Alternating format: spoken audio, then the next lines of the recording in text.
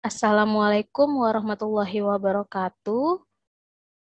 Halo teman-teman semuanya. Di video kali ini, kita akan bersama-sama membahas mengenai pengujian hipotesis deskripsi, yang mana kalau pengujian hipotesis deskripsi ini dalam bentuk satu sampel. Kita akan membahas terlebih dahulu mengenai pengantar dari apa yang akan kita bahas hari ini. Ya, jadi kita akan membahas mengenai pengujian hipotesis deskripsi, yang mana pada dasarnya dia merupakan proses pengujian generalisasi hasil penelitian. Jadi dia didasarkan pada satu sampel. Jadi bukan dalam bentuk perbandingan atau pengaruh. Nah, ketika kita dapat kesimpulan dari pengujian kita, itu dia dapat digeneralisasikan. Nah, sebenarnya untuk pengujian hipotesis deskripsi ini ada dua macam teknik statistiknya ya. Yang pertama ada statistik parametrik dan yang kedua statistik non parametrik. Dalam pemilihan mana statistik yang kita pakai itu didasarkan pada ciri-ciri atau syarat-syarat yang dipenuhi dari data yang kita peroleh. Yang pertama, kalau statistik parametrik itu kalau data kita dalam bentuk interval atau rasio. Kemudian diasumsikan data kita itu berdistribusi normal, artinya ada uji asumsi sebelum melakukan pengujian menggunakan statistik parametrik.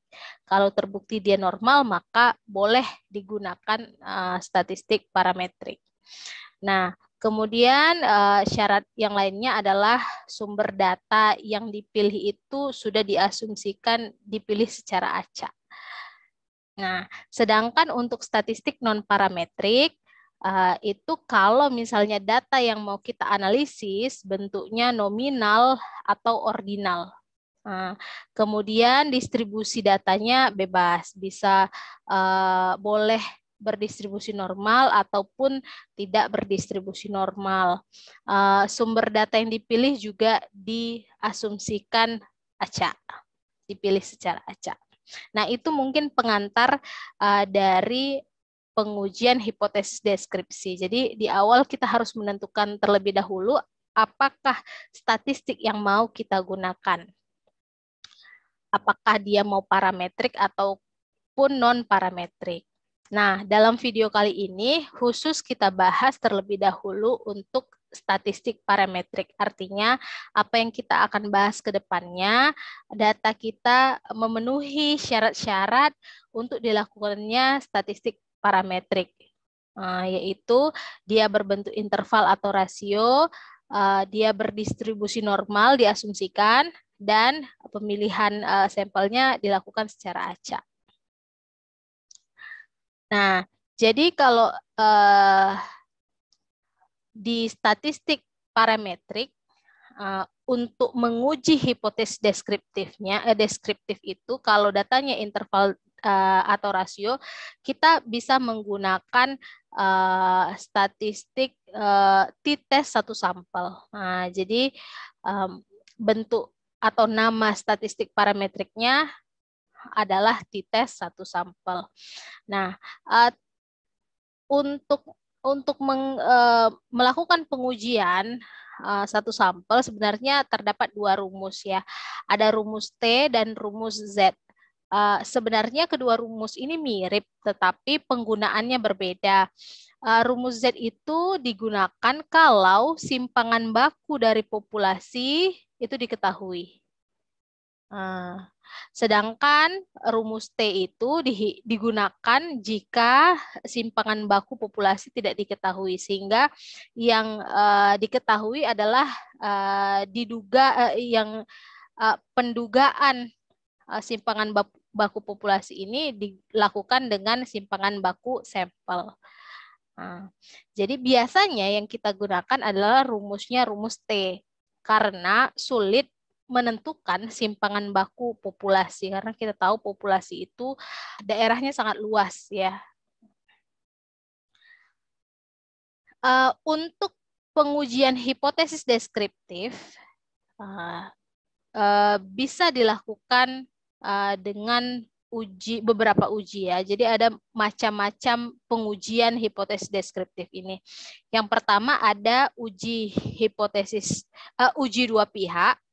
Uji dua pihak atau bahasa Inggrisnya adalah two-tailed test ya. Dan yang lainnya adalah uji satu pihak atau one-tailed test. Uji satu pihak ini pun terdiri dari dua. Ada uji satu pihak, uji pihak kanan.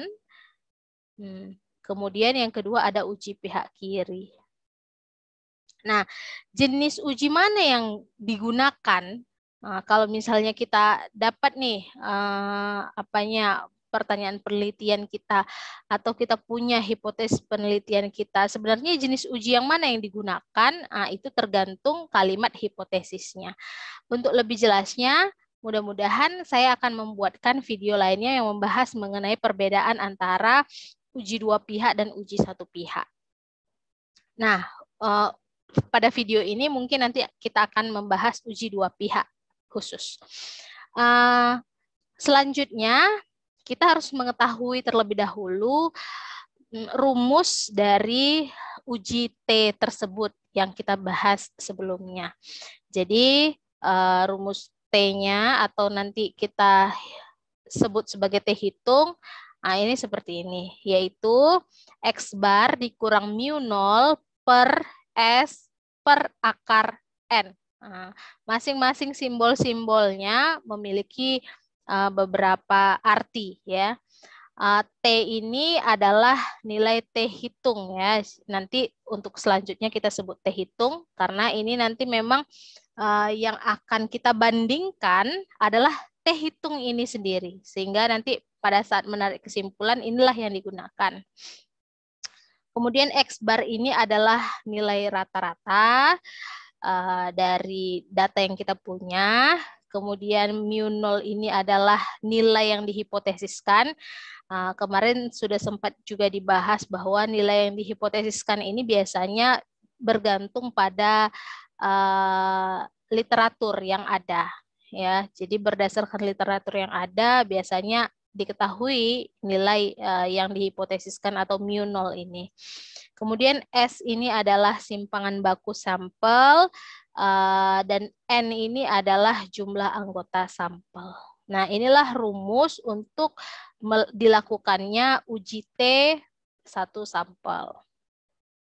Nah, adapun langkah pengujiannya, yang pertama kita harus terlebih dahulu menyusun H0 dan HA dalam bentuk kalimat atau hipotesis penelitiannya. Kemudian kita bisa menentukan atau menyusun H0 dan HA dalam model statistik atau hipotesis statistik. Ya, yang mana ini didasarkan pada pertanyaan penelitian. Kemudian yang ketiga, tentu saja kita harus menentukan nilai T atau T hitung kita berdasarkan data yang kita punya. Jadi terlebih dahulu kita harus menghimpun data kita. Ya, kalau ingin lebih mudah menghitungnya nanti di Excel akan dicontohkan.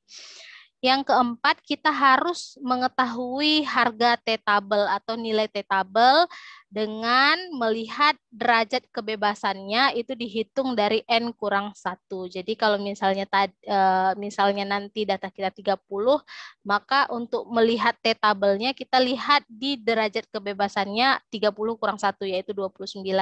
Nanti juga akan diperlihatkan cara melihat T-tabel di tabel T gitu ya. Nah, yang kelima, kalau kita sudah dapat T hitung dan T tabel, kita akan membandingkan keduanya. Nah, perbandingan keduanya ini harus dilihat ketentuannya ya. Jadi ada beberapa ketentuan. Sebenarnya ini saya pisahkan ya. Kita bisa membandingkan itu T hitung dengan T tabel. Atau kita bisa juga membandingkan antara p-value dengan alpha. Nah, apa itu p-value dan alpha? Alpha ini ya taraf signifikansi. Sebenarnya didasarkan pada penelitian kita membahas masalah apa. Biasanya kalau penelitian pendidikan itu alfanya adalah 5%. Ya, 5%, atau kalau dalam bentuk desimal yaitu 0,05. Nah, tapi kalau misalnya penelitiannya biasanya penelitian medis, menyangkut keselamatan orang banyak, itu biasanya 1% atau 0,01. Nah, sedangkan p-value ini adalah nilai probabilitas, artinya nilai yang kita dapatkan dari perhitungan data kita. Jadi dia dibandingkan nanti dengan alfa. Kita asumsikan dulu sekarang kita akan membandingkan t-hitung sama t-tabel. Jadi ada dua kondisi. Yang pertama, bisa saja t-hitung itu lebih dari t-tabel. Nah, kalau ini terjadi, maka yang kita lakukan adalah menolak H0 atau menerima HA.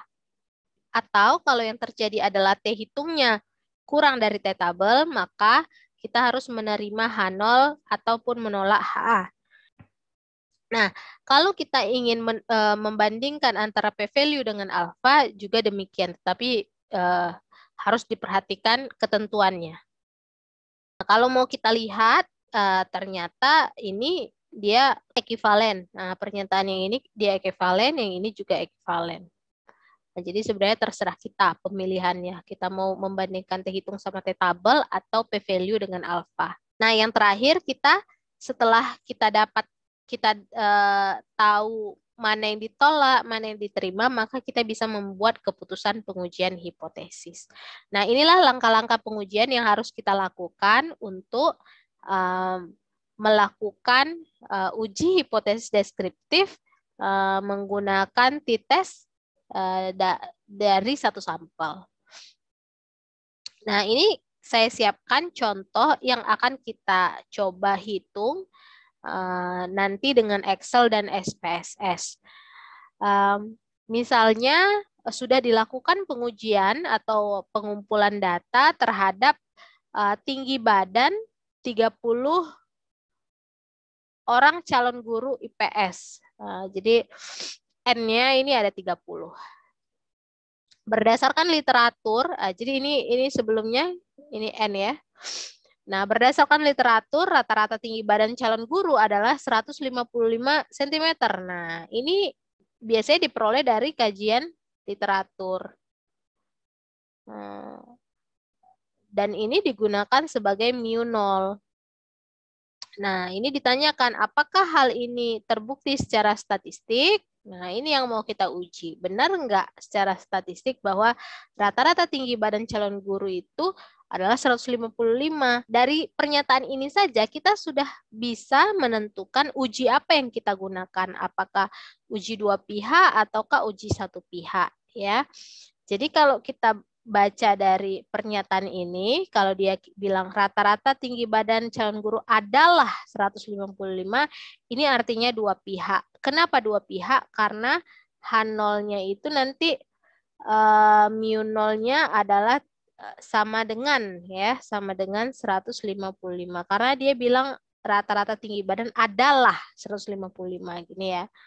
Nah, sedangkan HA-nya itu nanti mu0-nya tidak sama dengan 155. Jadi dari pernyataan ini saja kita hanya bisa dapat dua yang mau kita uji. Apakah dia sama dengan 155 atau tidak sama dengan 155. Nah, bagaimana kalau pernyataannya bukan seperti ini atau pernyataan untuk uji satu pihaknya seperti apa? Nah, nanti kita akan bahas di video-video berikutnya. Nah, di contoh ini sebenarnya sudah saya siapkan di Excel data-datanya. Mari kita perhatikan sama-sama. Nah, ini kita punya data 30 responden atau ada di sini dikatakan 30 calon guru IPS yang sudah dihitung tinggi badannya masing-masingnya. Jadi sudah ada ya. Nah, maka ini sesuai dengan pertanyaan penelitiannya ya, bahwa dia mau menguji apakah rata-rata tinggi badan calon guru itu adalah 155 cm atau tidak gitu kan. Maka kita harus membuat tadi langkah-langkahnya. Yang pertama kita harus membuat hipotesis penelitian. Nah, hipotesis penelitian ini ya kita tuliskan dalam bentuk kata-kata. H0 itu yang sama dengannya, HA itu yang tidak sama dengannya ya. Nah, jadi H0-nya adalah rata-rata tinggi badan calon guru IPS adalah 155 cm. Sedangkan HA-nya adalah rata-rata tinggi badan calon guru IPS bukanlah 155 cm. Nah, sedangkan hipotesis statistiknya ini dalam bentuk simbol-simbol matematika. Ya, jadi kalau angka yang mau kita bandingkan itu kita tuliskan sebagai mu. Nah, jadi ini yang pertama ya, dia bilang bahwa mu-nya itu 155, HA-nya adalah mu-nya tidak sama dengan 155. Nah, ini yang mau kita uji. Kita sudah dapat hipotesis penelitian dan hipotesis statistik, maka langkah yang selanjutnya yang kita lakukan adalah menghitung nilai T atau T hitung kita harus cari. Nah, untuk mencari T hitung ya, ini saya tandai warna kuning T hitung. Kita harus tahu dulu bahwa rumus T hitung tadi sudah sempat kita bahas bahwa T hitung ya sama dengan X bar dikurang mu 0 per S per akar N ya. Nah, maka untuk menghitung T hitung ini, untuk menentukan T hitung ini kita butuh menentukan masing-masing yang kita butuhkan. Yaitu ada X bar, mu 0-nya sudah tahu, mencari S atau standar deviasi, dan mencari akar dari N. Nah, ini berarti kita hitung saja pakai Excel, tidak usah menghitung manual. Nah, untuk rata-rata kita bisa menghitung datanya, jadi data kita harus kita rapikan seperti ini agar lebih mudah kita gunakan rumus di Excel. Kalau untuk mencari rata-rata data itu bisa kita tuliskan dengan rumus sama dengan average ya. Nah, buka kurung. Nah, setelah itu data kita tarik dari awal hingga akhir ya. Nah, ini data kita sampai sini. Nah, kemudian boleh kita enter. Kita peroleh bahwa rata-rata dari datanya adalah 159,23. Nah, kita butuh mu 0. Mu 0 tadi sesuai dengan kajian literatur ataupun soal yang diberikan. Mu 0 ini, nah di sini saya letakkan ya, mu 0 itu adalah 155. Jadi ini tergantung ya, tergantung teori yang kita gunakan. Kemudian kita butuh S, yaitu standar deviasi. Jadi kalau di Excel pun standar deviasi sudah ada rumusnya.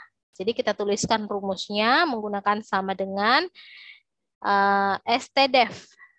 STDEV karena ini merupakan sampel, maka yang kita pilih adalah STDEV.S. Nah, ini kita klik 2 kali bisa, kemudian kita blok data kita dari awal hingga akhir.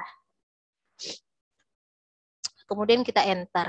Nah, kita sudah dapatkan nilai standar deviasi dari datanya. Kemudian untuk ini akar N, kita butuh akar N nanti agar lebih mudah menghitungnya, maka boleh kita tuliskan N-nya seberapa banyak gitu ya. N-nya itu adalah jumlah data kita. Nah, karena responden kita 30, maka jumlah datanya di sini 30. N atau N-nya 30. Nah, kemudian kalau ini sudah lengkap masing-masing komponen untuk T hitung, kita bisa menghitung T hitung itu sendiri di Excel.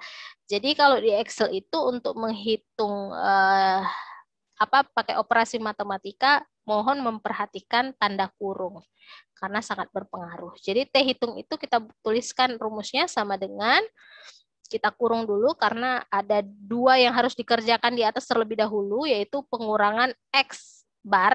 Ya, X bar itu adalah rata-rata, berarti ini dikurang mu 0. Berarti mu 0 itu rata-rata hipotesis. Lalu kita tutup kurung. Nah, karena dia dikerjakan terlebih dahulu. Kemudian pakai garis miring. Kemudian harus kita kurung karena yang di bawah ini juga harus dikerjakan sendiri ya. Maksudnya supaya nggak salah perhitungan kita. Dalam kurung S ya, standar deviasi kita panggil ini, lalu per akar N. Jadi kalau akar itu kalau di Excel adalah SQRT atau square root ya. Nah, ini SQRT, kita klik 2 kali bisa. Square root dari N. Nah, ini N kita panggil. Lalu kita lengkapi kurung kita supaya rumus ini berhasil dijalankan. Kalau kurungnya sudah oke, kita tinggal enter. Maka kita dapatkan T hitungnya adalah 2,88. Nah, T hitung kita sudah dapat nih. Tadi di langkah pengujiannya, kita harus menentukan T tabel yang mana harus kita bandingkan sama T hitung tadi. Ya, untuk melihat T tabel, kita harus punya dulu tabel untuk T hitung.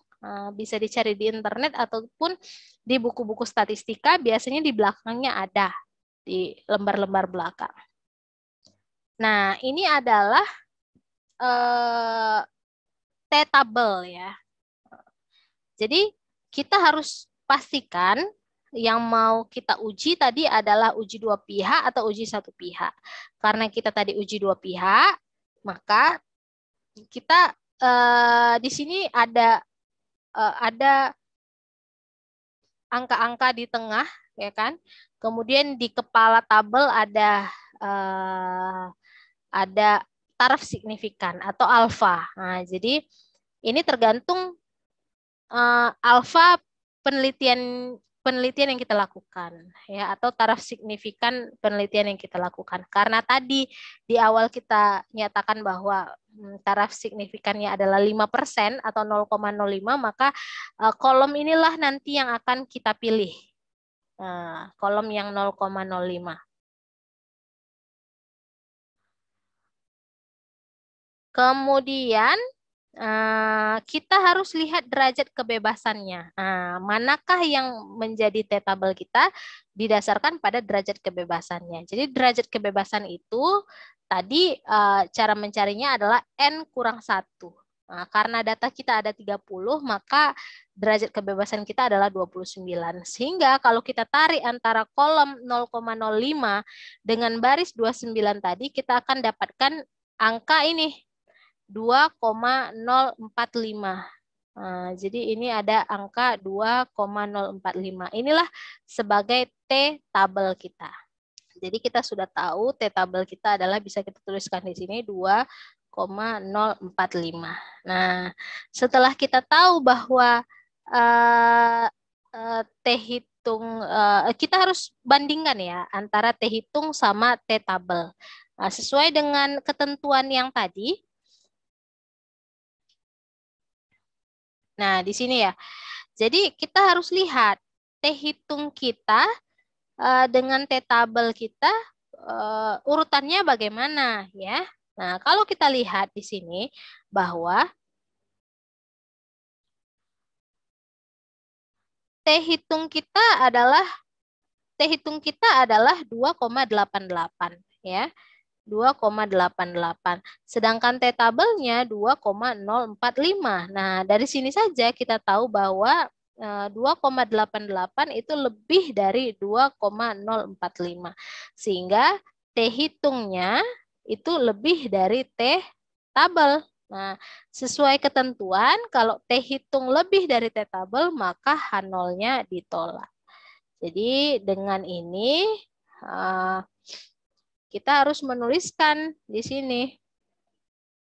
Nah, karena T hitung lebih dari T tabel, yaitu bisa kita tuliskan angkanya ya. 2,88 lebih dari 2,045, maka H0 ditolak. Nah, kalau H0 ditolak, maka HA diterima. Nah, artinya kalau HA diterima, kita bisa simpulkan, kesimpulan ya, simpulan bahwa rata-rata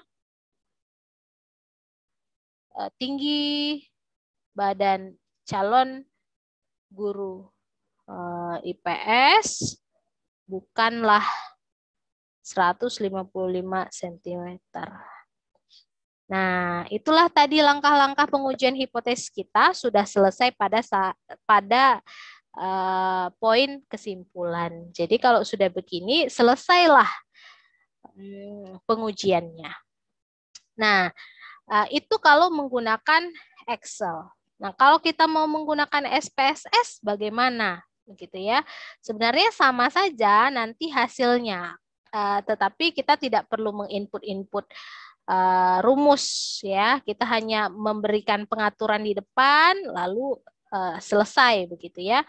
Nah, untuk pengujian dengan SPSS kita bisa langsung kerjakan. Ini kita buka terlebih dahulu program SPSS-nya. Nah, ini bisa kita cancel karena kita akan membuat data baru ya. Nah, jadi di SPSS yang pertama kali kita temukan adalah layar seperti ini.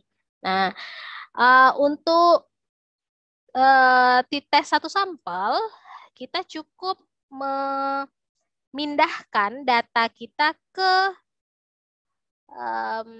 layar ini. Jadi kalau kita sudah punya Excel-nya akan lebih baik. Artinya yang ini, yang data tinggi badan 30 orang calon guru IPS tadi kita copy, lalu bisa kita paste atau kita pindahkan ke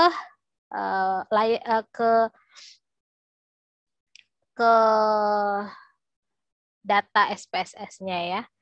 Nah, setelah kita temukan seperti ini, kita bisa mengubah nama variabelnya terlebih dahulu supaya lebih memudahkan kita untuk mengingat apa yang sebenarnya kita sedang kerjakan. Jadi ini tadi data mengenai tinggi badan ya. Jadi kalau nama variabelnya ini atau nama datanya itu tidak boleh menggunakan spasi. Jadi nanti saya gunakan tanda penghubung seperti ini. Nah, kita kembali ke data view.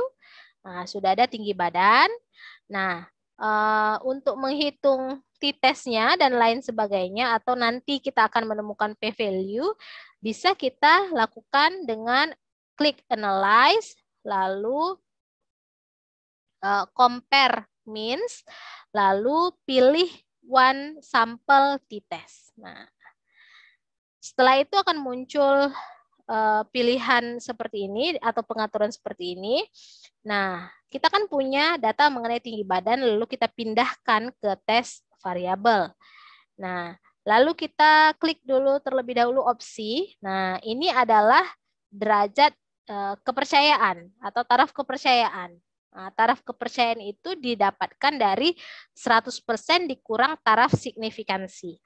Karena tadi kita punya taraf signifikansi kita 5%, maka derajat taraf kepercayaan kita adalah 95%. Berarti ini tidak perlu diganti. Tetapi kalau misalnya alfa kita 10%, ya ini diganti jadi 90%. Kalau alfa kita cuma 1%, berarti ini diganti jadi 99 gitu ya. Nah, kalau sudah sesuai, kita klik continue. Nah, kemudian kita tuliskan di sini test value-nya. Test value-nya itu adalah nilai mu 0 ya, atau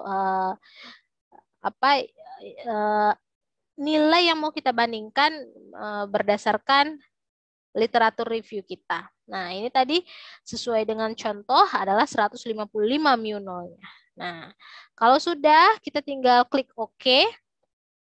Kita tinggal menunggu hasilnya. Nah, di sini langsung muncul data-data mengenai perhitungan data yang tadi kita input ya.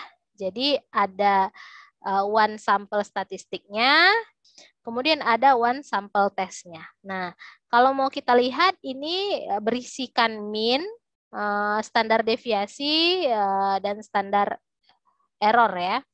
Nah, yang tadi kita temukan di Excel adalah ini, mean sama STDEV atau standar deviasi.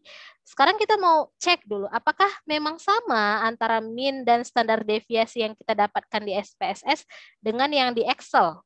Nah, ini ya, bahwa rata-ratanya 159,23 ya, sama ya. Kemudian STDEV atau standar deviasinya adalah 8,06. Nah, ini sama ya. Bedanya di Excel dia bisa kita atur berapa angka di belakang koma, gitu kan? Nah.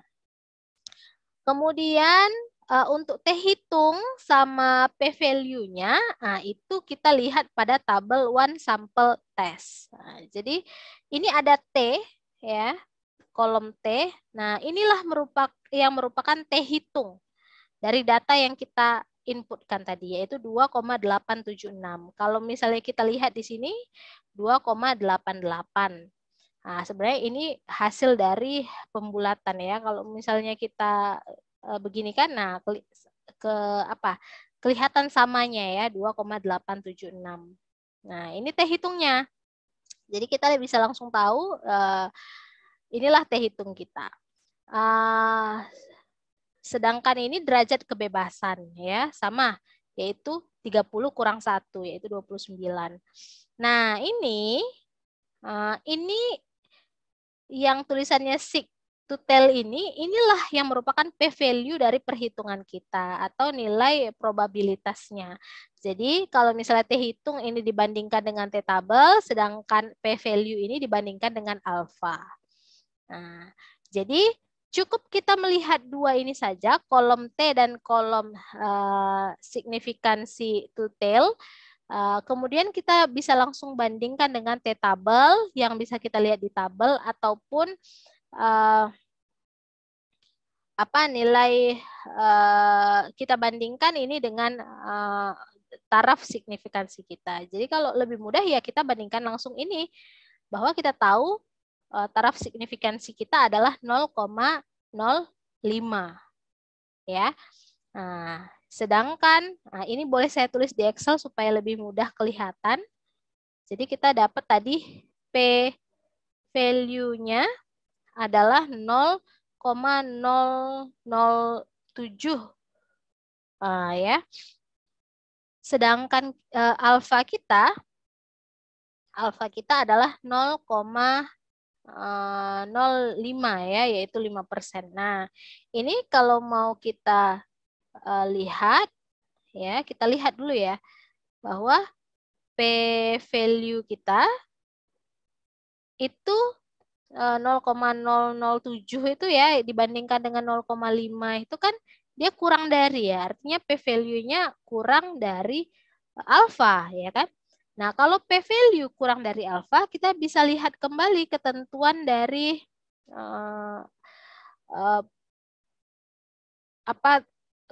perhitungan pembandingan kita tadi ya. Kalau P value kurang dari alfa, maka H0 ditolak.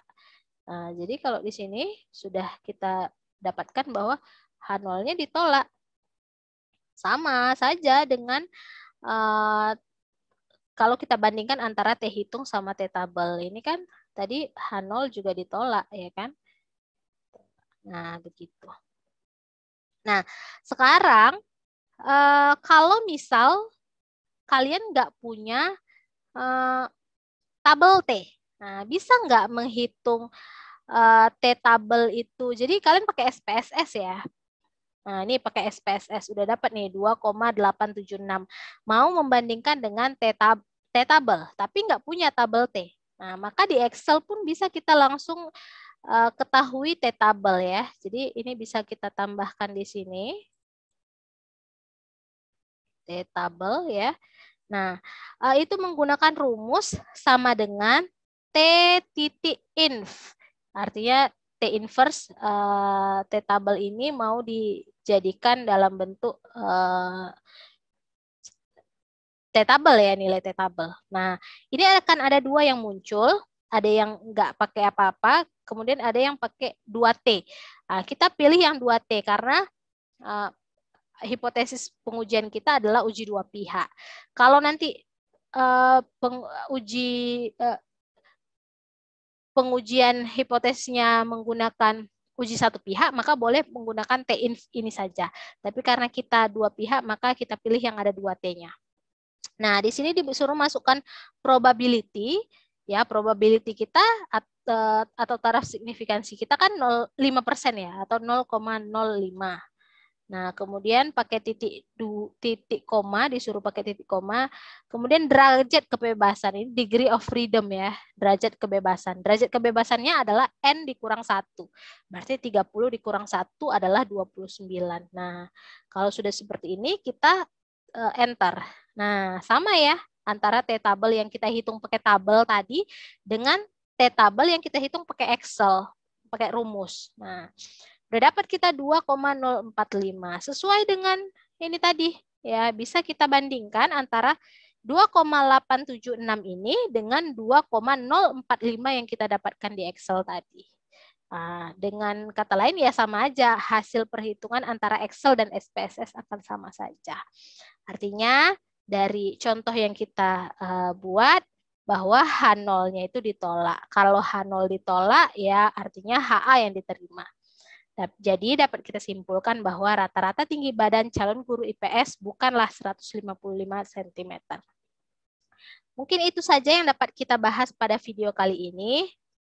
Mudah-mudahan kita bisa menambah pengetahuan kita di video-video lainnya. Terima kasih. Assalamualaikum warahmatullahi wabarakatuh.